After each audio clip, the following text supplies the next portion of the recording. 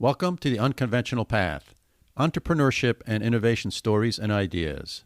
Hi, I'm Bela.and.mike. And I'm Mike Wasserman. Hey, today we're excited to be joined by Darrin Jahnel, founder and CEO of Jahnel Group. Darrin's company does software development for a wide range of clients.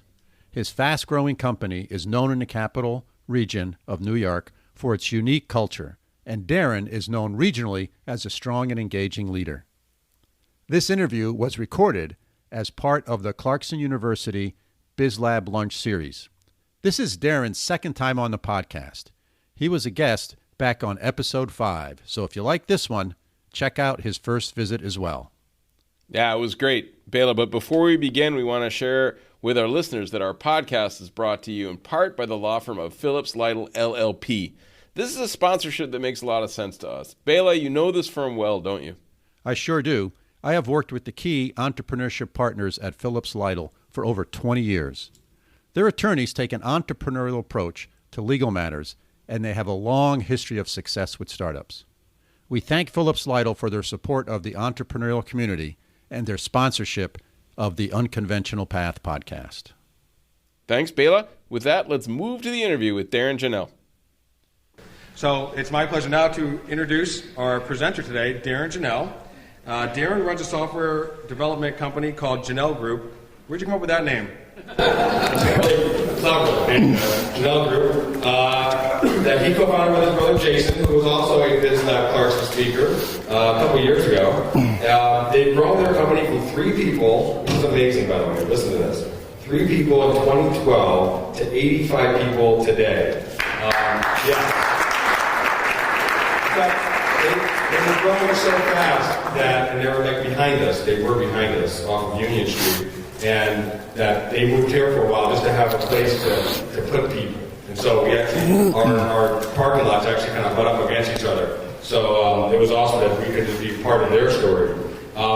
So they have actually hit the Inc. 5000 this 3 years in a row. And Darrin says that based on their 2019 results, that they're going to hit it for the 4th year in a row this year. So that's also worth a clap.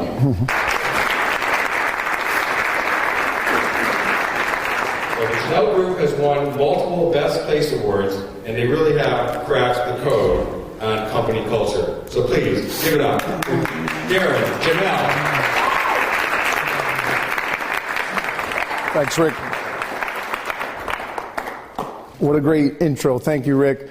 I am fired up to be here today. What a great crowd. Schenectady businessman legend Walt Robb is in the crowd. I just had the opportunity to meet him, and they say when you meet your heroes, you have to be careful what you say. But I think Rob handled himself very well. Hopefully you appreciate my fire and passion, and you may be thinking to yourself, Mel, why is this man screaming at me? But it's because I'm trying to help, okay? Whenever people describe me, they say, Darrin, you have so much energy. They also say you're a maniac, but they say you have so much energy, which reminds me of a quote. Success in almost any field depends more on energy and drive than it does on intelligence. But the guy doesn't stop there. This explains why we have so many stupid leaders. It's great to start off with a joke like that, but of course this is a joke because anyone who knows me knows I'm ridiculously intelligent. Oh, I'm killing it up here. All right, we're in the zone here. What is my mission today? Why am I here? Why am I so fired up, right? I have 3 goals today. 1, I hope to entertain you. I hope you get a kick out of this and walk away and say that was worth my time.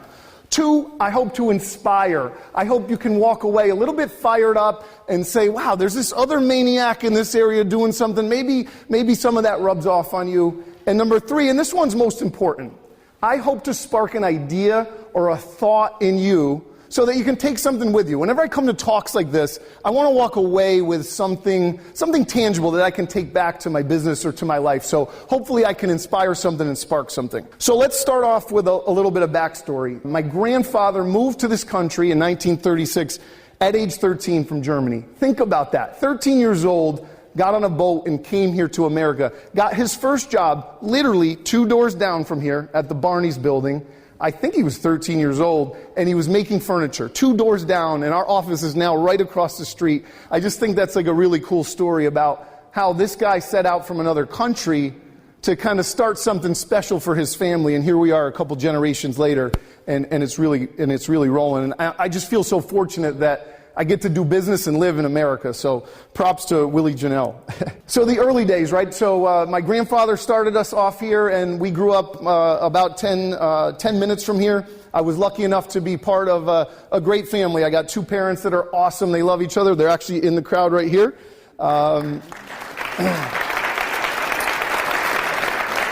And we just grew up in a happy home. They taught us hard work, and we just had a really great childhood. I also was lucky enough to grow up with my best friend.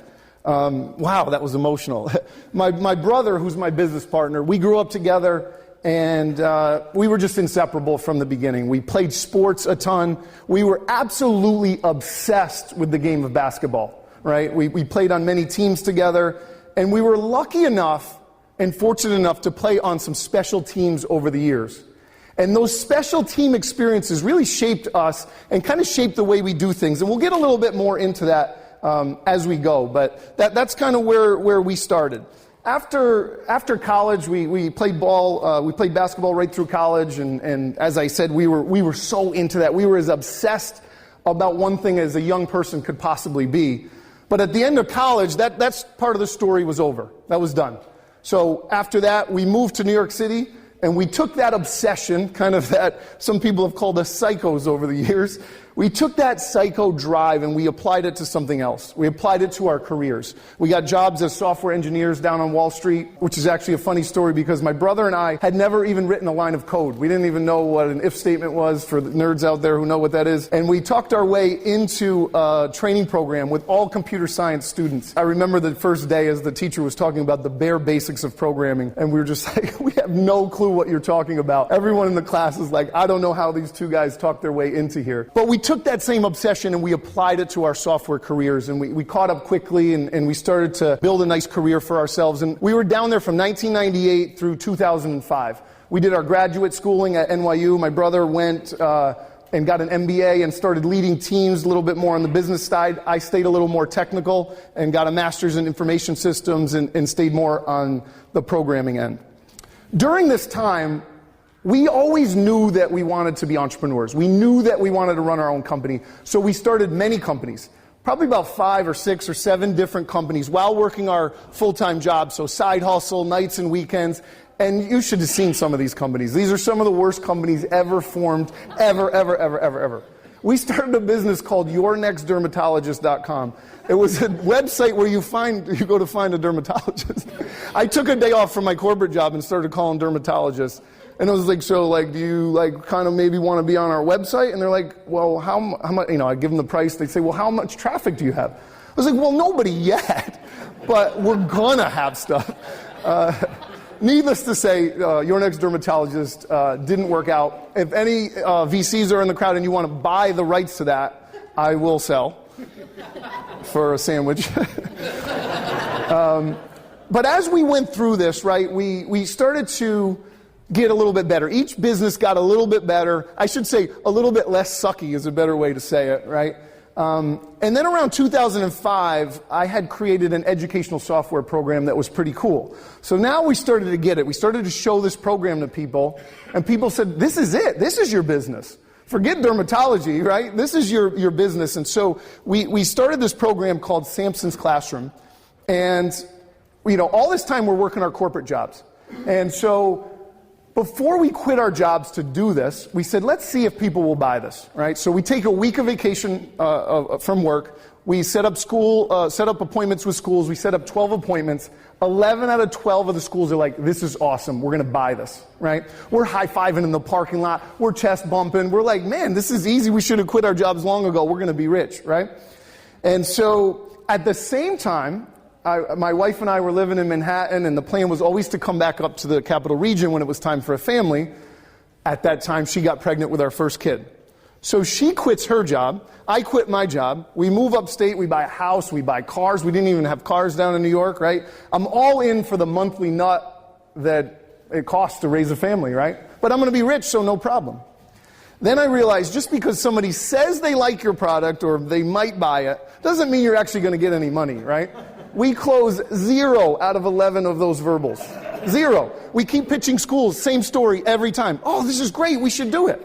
I couldn't close a deal to save my life. I needed our business partner, John Keller, who's here in the front row, who can close deals, right? He wasn't around back then. I couldn't close a deal, and it was just the same thing over and over and over again. We went almost a year without making any money, and we ate through all of our savings, and we actually went 70 G's into credit card debt. This is a real spreadsheet. This is a spreadsheet from February 7th, 2007, and we were 70K in credit card debt. It's not all credit card debt. As you can see, there's 28K on Pop's loan. My dad, that's worse than credit card loans, though. I'll tell you. Although he still is our financier, but there's a difference between saying, Dad, we need money to do this amazing thing, or Dad, I'm going to lose my house if you don't give me 28 G's. So this is a real number, 70 G's. Every time I see that, I get a little bit sweaty and uncomfortable. But that was the low point, right? So I had to do something to get out of that. So I actually took 2 full-time contracts, 2 40-hour-a-week contracts, and I worked them for 11 months. 80 hours a week. It was, oh, goodness, it was hell, right? I got my wife in the house, the new baby, she's whining about money, I'm crying, I'm working. You think I'm pale now, you should have seen me. I was so pale, I didn't leave the house for weeks on end, right? But in 11 months, we paid the debt off. 11 months, we paid 70 G's off on the credit cards, right? And so I came out of the other side of that with a newborn confidence, right? This thing that we're all scared of, right? Well, what if I quit my job and it doesn't work out and money, da, da, da. Well, that kind of happened to us, and we were able to hustle our way out of it, right? If you're hungry and you're smart and you live in America, you can probably hustle your way out of it, right? So I always joke that I got a lot braver during that time. At the same time, we started to we started to figure out how to close deals with the educational software. So we got a contract with the New York City schools. Now we would go in, we'd pitch it, they'd go, oh, we love it. We'd say, use this contract vehicle here, and we'd start making sales. We scaled sales up to about $500,000 a year, which sounds amazing, right? Especially when I was young, I always thought if you had $500,000, you're rich and like, it's over, right? It's time to be on MTV Cribs. But when you're running a software company, $500,000 actually goes pretty quick. And so we just could never get over the hump with this business, right? We'd scale from 2 people to 3 to 5, back to 2 to 3. And it was a really long slog. So this is from 2005, when I quit my job, through about 2012. Actually, Jesse is here, right here. Jesse Zwegenthal is our first employee. So it was myself, my brother, and Jesse. And it was the 3 of us just grinding through these years. The whole time we're doing this, though, we're getting calls from people in our network.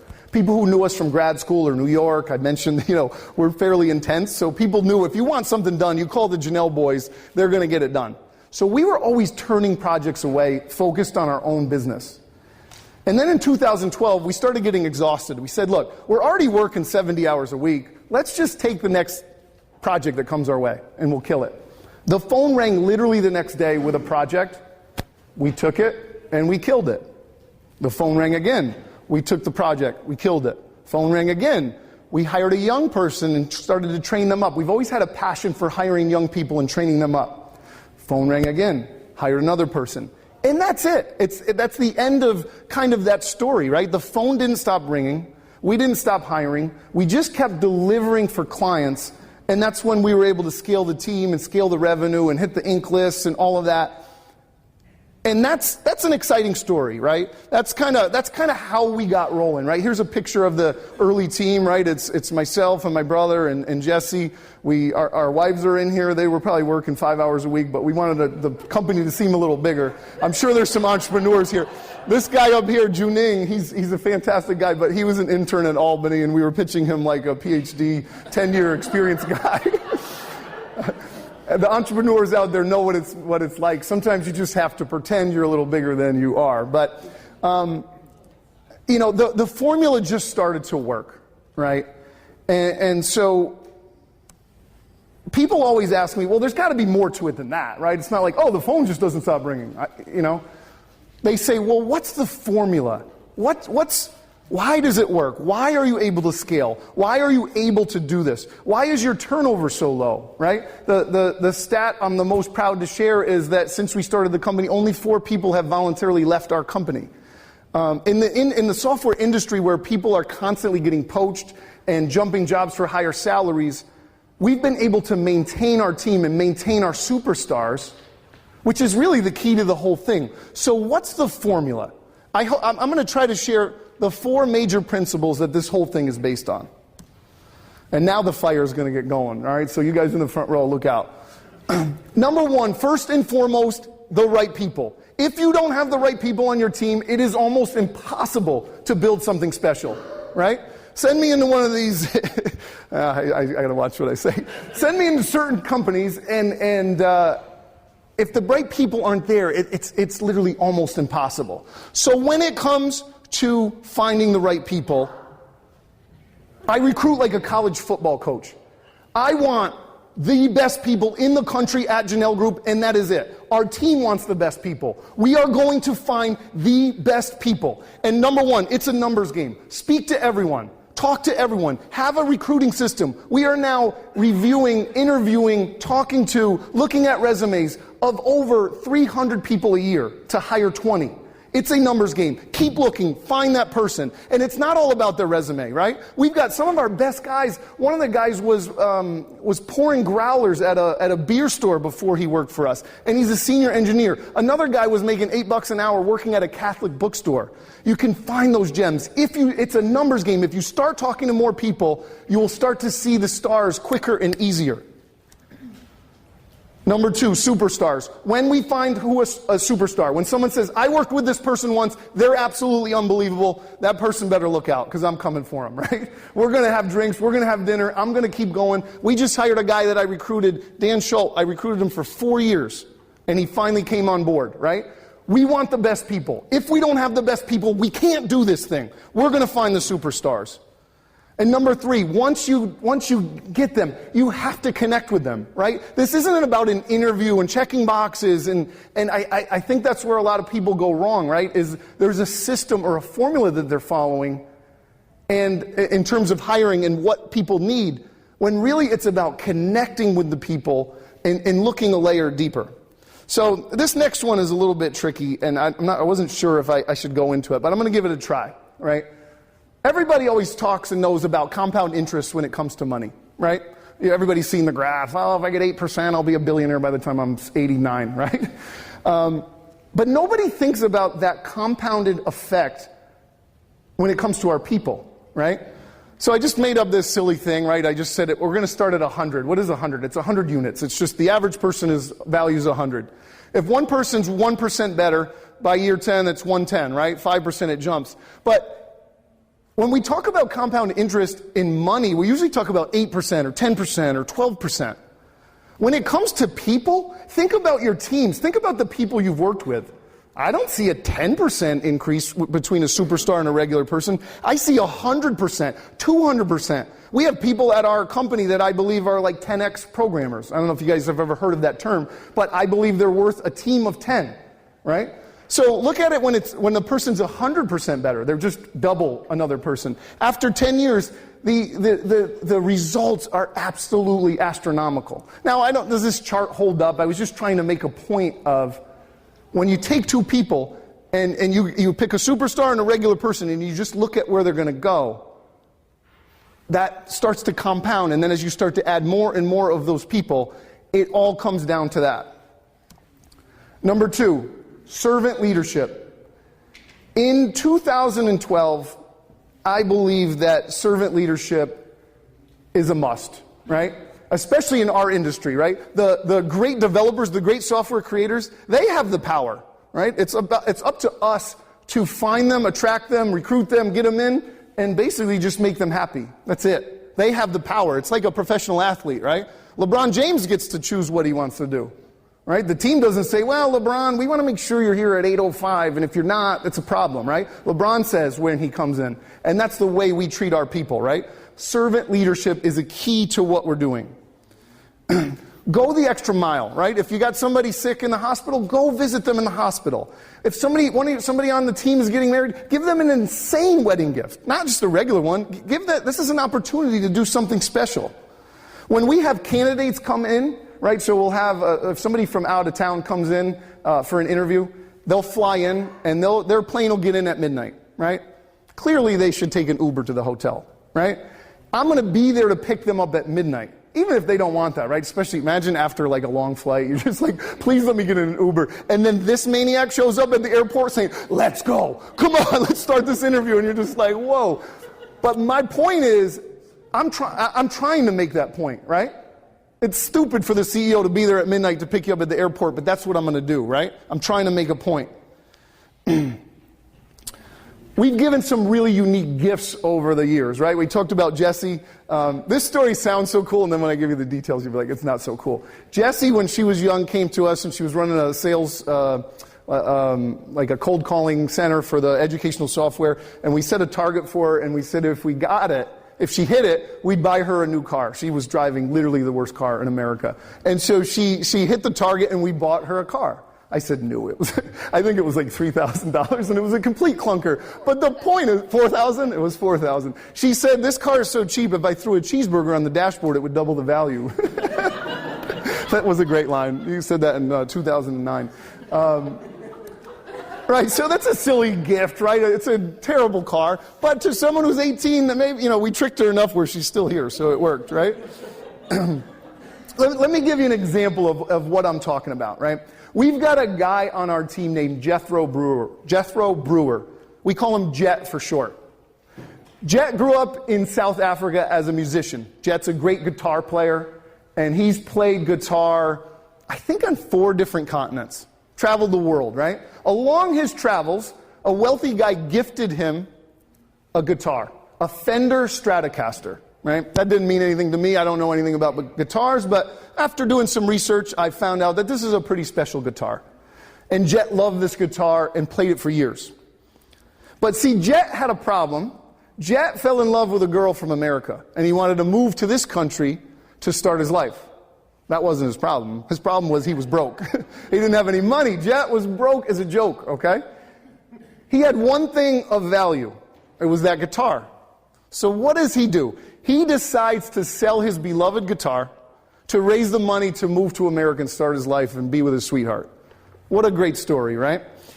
As soon as we heard that story, my brother said, that's it. We have to find that guitar. We have to buy that thing and give it to Jet to show him how much we care and how much we love him. So instantly we were on a mission. We started emailing, calling, basically just stalking people until we tracked down the owner of that exact guitar in South Africa. But he didn't want to sell it. He loved the thing just like Jet did. So in typical entrepreneur fashion, we had to tell a story. We had to explain to him why he needs to sell this. So we convinced him to sell the guitar to us, and we had a family friend fly it back, and now we've got the guitar, and it's time to set Jet up for the big reveal, right? So we have Jet speak to the team. So Jet sets up in a room kind of like this, and there's 40 people in the room, and he's speaking to all of our younger guys, and he's telling a story about how sometimes in life you have to sacrifice in order to get to where you want to go. So right as he's saying the line, as I sold my beloved guitar, my brother pops through the door holding the exact guitar and says, you mean this guitar? Jet's jaw hits the floor. He looks over and says, what? He walks over, he grabs the guitar, and he immediately turns the guitar over. And he looks. See, there was a scratch on the back of this guitar that only Jet would notice. And he moved his finger down and he found the scratch. And when he saw the scratch, tears welled up in his eyes, and he said, you found her. And there wasn't a dry eye in the house, right? The crowd goes crazy, and it was a really special moment that we created for Jet and for the entire team. And there's a picture of Jet with the guitar. It was just an awesome moment. And those are the type of things that I'm talking about, right? Number 3, the third principle of the Jahnel Group formula is extraordinary experiences. Doing things outside of your ordinary life together, right? This is something that we specialize in, and we had to manufacture all of this at the beginning, but now it's taken on a life of its own. The team is doing all of this stuff on their own. These guys are connected. They're going river rafting. They're running Tough Mudders. They're going to camps together. They're having costume contests. I was literally looking through for pictures for this, and I have like 1,000 pictures, right? I didn't even have enough. We go on this annual trip to Frenchtown, New Jersey every year, where we take over this hotel, and we just have an absolutely amazing night. When I tell my college buddies, right, I talk to my college friends, and I say, you got to see these trips. I mean, this is literally just as much fun as we had back in the day. And they say, there's no way you're traveling down to Frenchtown, New Jersey with a bunch of nerds and having as much fun as we had back in the day. And I'm like, dude, you just have to see it. It's absolutely unbelievable, right? And when you think of your own life, right, think of some times where you did something really special with somebody. Maybe you went on a trip to another country together. Maybe you went away to a camp. It was a different experience. And you got connected with somebody, right? It fast-forwarded your friendship and sped it up. And if we're intentional about these things, we can kind of manufacture this stuff. Number 4, and this one is my absolute favorite, is struggle, right? Great teams go through hardships together, right? They go through things that are really, really difficult together. And that's something that bonds teams, right? If you think about the special teams that you've been a part of in your life, it doesn't have to be a sports team, right? Maybe it's a startup company, maybe it's your church group, who knows, right? When you think of those special teams, I bet you'll find a common thread that you went through difficult things together, right? I love watching the Navy SEALs training, right? The BUDS training. When these guys go into this 12-week course, first of all, they're savages on the way in, which goes to my first point. You got to have the right people, right? They're savages on the way in, that's true. But after they go through this, they come out different on the other side, right? Navy SEAL teams are bonded like no one else in the world. Those guys are ready to die for each other. Why is that, right? There's multiple reasons, but I think one of the main reasons is the U.S. Navy has found a way to manufacture that struggle and manufacture that hardship. And when you're going through stuff like this together, you're going to be connected, right? And so this next thing I'm going to try is a little bit risky, but I'm going to give it a shot here to see if we can create one of these moments. Can anyone here do a plank? So I'm talking about a push-up plank. And does anyone want to be in a contest? Warren, come on, bro. You want to come up? Come on. Anyone else want to challenge Warren? Come on, somebody. Yes, sir. Let's go. All right, these two gentlemen, I give you guys props. I give you guys props. All right, we're playing for a crisp hundy right here, okay? No, the winner gets it. I want that jacket. You can have the jacket. You're too jacked. All right, so you guys are going to get into a push-up position, push-up plank. So not on your elbows, on your push-up, and you're just going to go until one of you dies. All right? Now, while these two morons are doing this, I will continue to entertain by making fun of them. When I was planning this bit, I was with my son. I'm like, how long do you think the average person could do a plank? And he's like, so he looked up the world record. He goes, the world record's 8 hours. I was like, oh no. Well, really, I would need 2 people to do to do 8 hours in order to ruin the bit, right? I'm hoping one of these guys dies after a couple minutes here. But I'm giving them props. These guys are looking strong here. You guys have been going for about 45 seconds right now. So how ridiculous is this thing, right? But we're literally, right now, we're creating a moment. We're creating something memorable, right? How many of these silly talks have you been to? And how many do you remember? I bet you these two maniacs are going to remember this, right? Especially the winner. Actually, more so the loser, because he's going to be like, I went back to work all sweaty, and I lost. And I volunteered when I didn't see who I was going against. The other guy was so jacked and shredded. How are you guys doing down here? Great, bro. Just great? fantastic. You guys are going to ruin this bit because they're going to go for like 9 more hours. All right, here's what we're going to do. While these guys are going, is there any questions in the audience? Do we have any questions? Anything? Any questions? Nobody's got any questions. All right. So let me tell you about something else where we manufacture this, okay? we have this event every year. It's an annual event called War Week. It's actually starting this week. It starts on Sunday. And War Week is an annual event where we challenge everyone in our company to put in the best week of work of their entire life.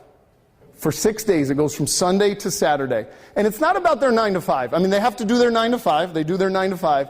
But everybody picks a project. So you can work on anything. That thing that you've always wanted to do. You could build a piece of furniture. You could learn to try to ride a unicycle. One of my guys here, John Keller, is a type 1 diabetic. He implemented this thing called the open loop system, where his glucose monitor speaks to this other device that speaks to his phone, and it manages his blood sugar. His system now is working literally almost like a regular pancreas. Is that fair to say? He did this 2 years ago. He came in and said, man, these guys are good. He came into my office 2 years ago and explained this plan, and I was like, War Week's usually not like risking people's lives. But he implemented this system, and he lives on it. He's been living on it for 2 years, and his doctor can't even believe it, right? That was a War Week project. One of our guys 2 years ago built a 3D printer. He actually got a kit, and he put it all together, and he soldered the wires together. We've seen some of the most amazing things done on War Week, right? And we've had this is the craziest part about that whole story. It goes for 6 days, and these are the numbers last year. We had, how you guys doing, all right? Do you have like another minute or two in you? We'll find out. Oh my goodness, this is impressive. So last year, I think we had about 70 people on the team at the time of War Week. We had, I could get these numbers wrong, but this is roughly correct. We had over 15 people do 100 hours in 6 days. We had another 30 people do over 80 hours, right? And this sounds like some kind of crazy brainwashing cult, I'm sure, right?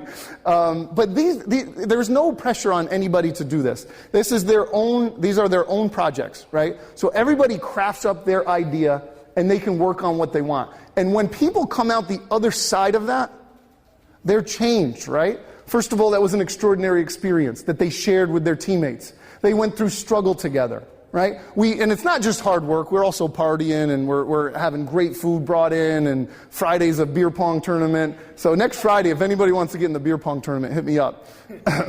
How you guys doing? Great, bro. You got more in you? You owe me beer, you know that. All right, here's what we're going to do. This went way further than I wanted to. You're both getting $100. All right? It's over. You're good. Warren, I got one in my, here you go, man. Checks in the mail? No, I got one over there for you after. No. I only had one hundy that he got. I know Warren, so the check's in the mail to Warren. So that's pretty much what I wanted to get through. I wanted to share those principles of how we've built Jahnel Group, right? Our business, everybody says, well, what's your business model, right? Our business model is simple. Go find the best software creators in the world, recruit them, sell them on what we're doing, and then just kiss their ass and make them happy. That's it. Can you go back like 5 minutes and repeat everything? I give you guys props, man. That was amazing. They went for like 5 minutes, I think. I lost track of the time, but that was close to 4 or 5 minutes. I was hoping to get some weakling up here for 45 seconds to be like, we created and raised the champion's hand, but you guys are too much of studs for me. So I have a question. Yeah, sure. So you used the word volunteer. So we've only had 3 people voluntarily leave. Yes. The reporter of me goes, so there were some that did not leave voluntarily. Yes. So how do you handle that when you have somebody that you can tell that they're not a rock star, and there's probably some that you have gotten up to speed, maybe they weren't delivering. So how do you deal with that? And then at some point when you say, you know what, it's just not a good fit, how do you deal with that? Sure. So the number was 4, and actually this stat is a little bit, there's some fancy footwork in this statistic. Those 4 were superstars that we wanted to keep on our team that chose to go somewhere else. We've had maybe another 2 or 3 or 4 where we didn't really want them, and it became clear that they weren't a fit, and they moved on their own. So it wasn't just 4 that left. There was maybe another 3 or 4 that also left, but that was we're kind of happy to send them along their way. And then there's also, we do a lot with interns. So the young people have to cut their teeth and go through, we have this forward motion training program, and they have to get through that. We've run, I don't even know how many people through there, at least 100 people through there, maybe 200 people through that program. And I think of our 85 people, about 45 of them have come from that. So we've hired about 45 of them from, again, I'm kind of making up the number, but about 200. So we're doing, with the young guys, we're doing a lot of testing beforehand. With the more senior people, the experienced people, almost every time it's someone who worked with someone that we know, or there's a connection there where we know, we're kind of 99% sure that this person's going to work out. So it's kind of a mixture of those things. Any other questions? Lauren Groff Network. Thanks, Darrin. Yeah, no problem. You know, you're such a great speaker. This is great. Thank you. Tell me a little bit more about like some of those pieces about value recruiting. I mean, pursuing someone for 4 years, like other than picking them up at midnight, you know, what are some of the other thoughts, ideas? Sure. So we have what we call like our superstar strategy. So once a year, or maybe even a couple times a year, we send it out to everybody. Who's the best person you ever worked with? The best person you've ever worked with or went to school with. Who's the best professional you know? I don't care if they're happy. I don't care what their job is. Tell me the best person, right? And we compile that list, and then we start to look at that, and we start to work off of that list, and we'll pick and choose some of them that may or may not be a right fit, and we'll start to pursue them, right? That's one of our things. Two is the top of our funnel for the young people is absolutely huge. We're hitting every career fair. We're posting jobs. I'm speaking wherever I can speak, and we're spreading the word to everyone that we know, right? And I will say the same thing to this crowd that I say every time. If you know that kid, that young, smart, special person, that special guy or girl who's a nerd and has done calculus in 10th grade and they're just out of place and they need something special to go to, send them to me, please. Email me directly. Send me their name. I want to speak to them. It's amazing by just putting that out into the universe how many really special kids have come our way. We hired a kid in 8th grade. I mean, this guy's been with us for 8 years already. I think that's illegal, but we did it. And he's awesome. What else? Any other questions? Do you worry as you continue to grow, it's more difficult to scale and keep that uniqueness? Yeah, absolutely. That's one of our major concerns. We're 12:53 right now, just to track the time. So that's one of our major concerns, right? As we grow, can we keep this special thing? And there's a couple like magic numbers, right, as you grow, like around 10 or 12 people, and then the next number is about 50, right, and then the next number is about 150, right? This varies depending on the business, but I got real nervous around 50, like, are we going to be able to keep it going? And what we've seen is, because we had the right people, the culture started to take off on its own. The teams are starting to organize, and clicks is not the right word because it's so the opposite of clicks. But there's different crews, right? There's the young bros who like to drink beer and hang out. Then there's the nerds over here that are doing this. We have 2 crews. We have a Dungeons and Dragons crew. There's like 14 of them. They're completely not embarrassed to play this. And then they have, what's the other game they play? Magic the Gathering. I mean, and they go and they rock it out. They're like, this is the Magic the Gathering crew. I swear on my life, this is true. So they're kind of forming up by themselves. And because we have the right people, they mix well, and it's just kind of working by the teams owning it themselves. And I'm hoping that we can continue that because it can't come from us. And it's really, as we scale, it'll be less and less us and more on kind of that next layer of leaders. What else? Any other questions?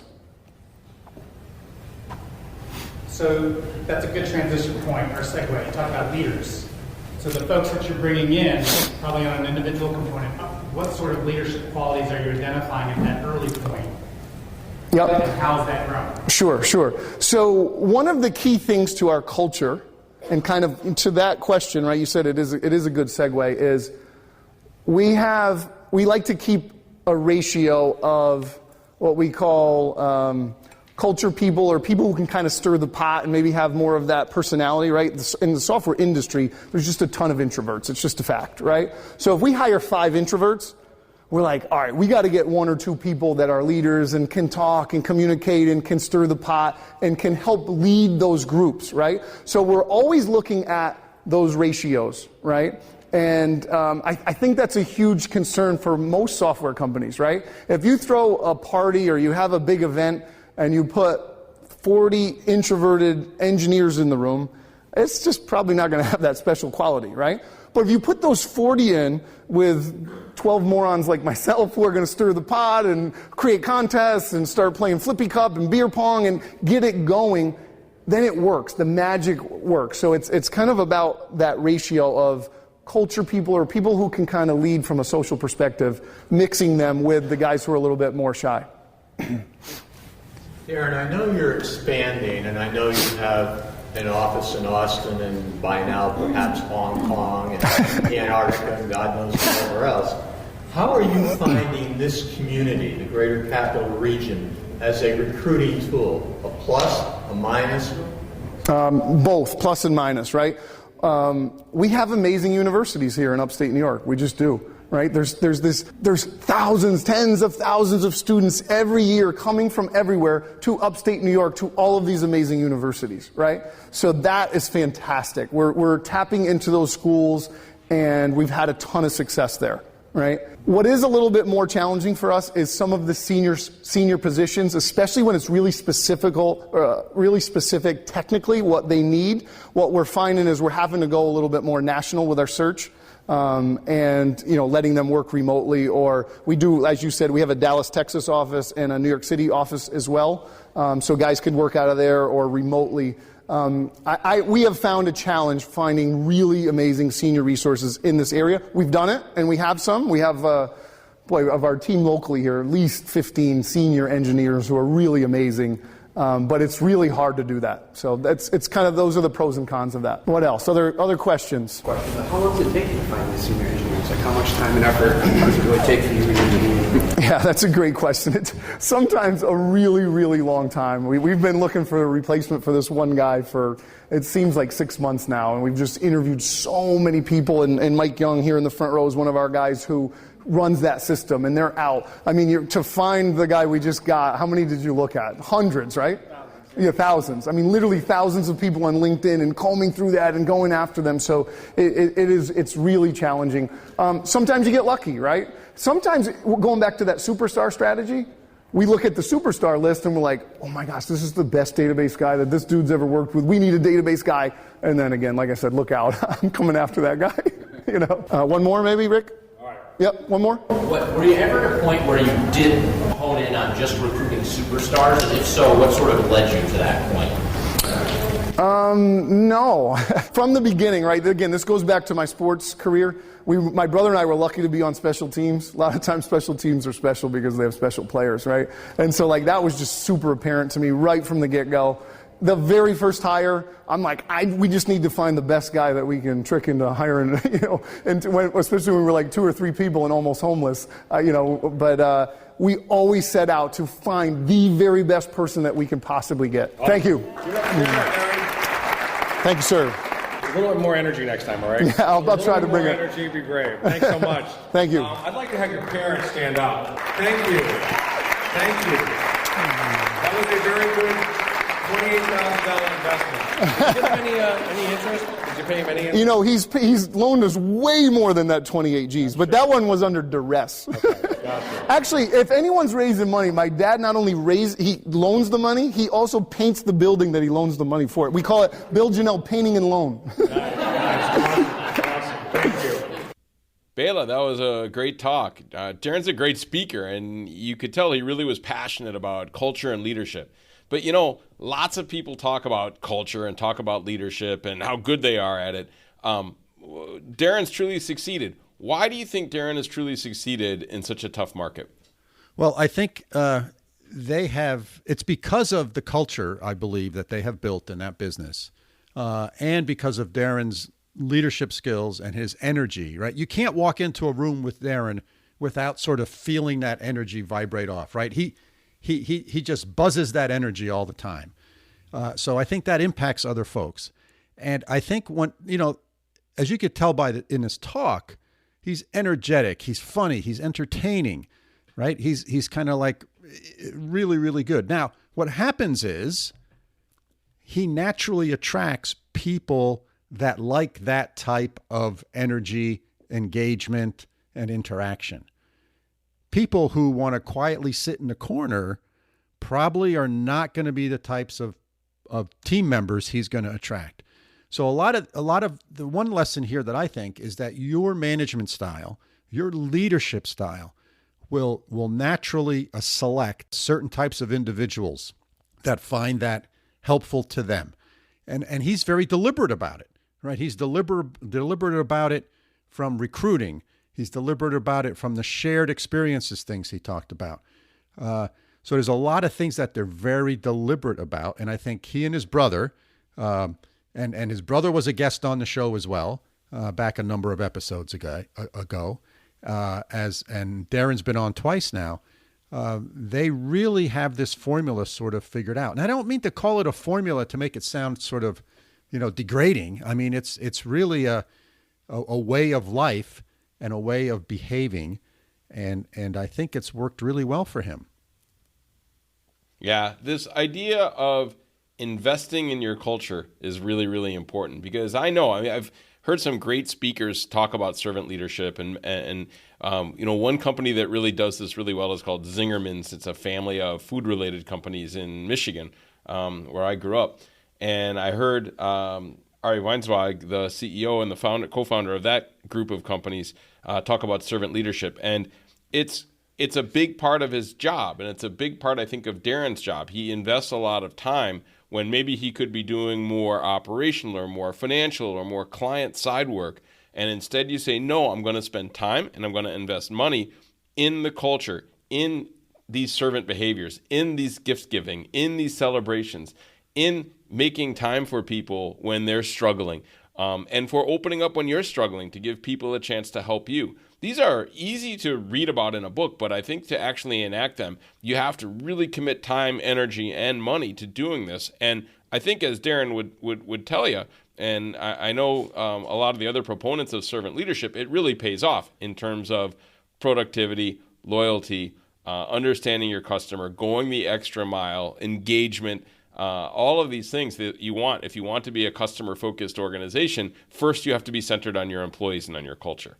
And then when everybody's pulling in the same direction, then it becomes very easy to serve your customers well. Yeah. When you think about, as a leader, you have to make a choice. Where are you going to spend your time? So things like sales, things like operations, finance, those things you can delegate. You can find people to do those things. To do these things that Darrin talked about, right? To kind of these leadership skills, building the culture, recruiting, right? Recruiting like a college coach, right? You can't delegate that stuff, right? You have to do that stuff personally. Servant leadership, right? This notion of gift giving and being present, celebrating together, creating these moments and extraordinary experiences, right? You as the leader have to be there. You can't delegate that. Those are non-delegatable, if that's a word, tasks. And I think that's one way to look at this. Right? You can delegate doing the books. You can delegate doing sales. You can delegate, doing quality assurance and all those other operational things in a business. But this stuff, I think if you want to be genuine, you cannot delegate it. So I think that's a way of looking at it and helping you make that decision. Okay, where am I going to spend my time as a leader of a business? Agreed, Bela. So yeah, some really good takeaways, I think, for the audience in terms of how to really build a unique culture that gives you an advantage in the marketplace, both in terms of attracting employees, retaining employees, and then having those employees be motivated to serve their customers so well and to really run through walls for you. I think it makes sense. It's logical, but the amount of investment that Darrin makes, I think, is something that we can all take away from to say, yeah, you can talk about it, but this is what it takes to actually do it. Yeah, yeah. And look, they're in a tough business, right? They're in the billable hours business, right? They have to go out and get contracts with other companies, and then they need to deliver. And they get fundamentally paid, sometimes by the project, but most of the time by the hour. They bill by the hour. They scope out the project, and they say, this is how much it's going to cost. And so you got to deliver. This is not one of those situations where you developed a software program and all you're doing now is fundamentally taking orders, right? And fulfilling and maybe providing some customer support. This is challenging, difficult work that you're doing on a contract basis for other folks. Those are tough businesses. Yeah, and you're not relying on low-cost labor all over the world, right? He's got a group of people, right in your neighborhood there, right? Yep. That's there. Yep. That's in the office. That's working together. So it's not a low-cost model by any means. Right. But it goes back to his philosophy of getting the superstars. He's willing to pay for superstars because remember he talked about that when he made that little analogy about interest, right? And compound interest, right? So when you get a superstar and they're 15% better than everybody else, right? Over 5 years, that 15% compounds itself really, really drastically. And I thought that was an interesting way of looking at it, right? I would bet that most people don't look at it that way. They say, I can't afford a superstar. A person's too expensive. But Darrin looks at it just the opposite way. I want to find those superstars. I want to hire them. And then I want to figure out how to keep them here. So I think, it's a great philosophy from a leadership perspective that he has put together. Yeah, it's strategic human capital, right? To use the fancy buzzword for it. Yeah. A lot of people talk about it. Like you said, a lot of people talk about the things that Darrin talks about, but Darrin actually puts them into action. So I think that's really great. Yeah, cool. All right, what do you think, Bela? Time to wrap it up? Sure, let's wrap it up.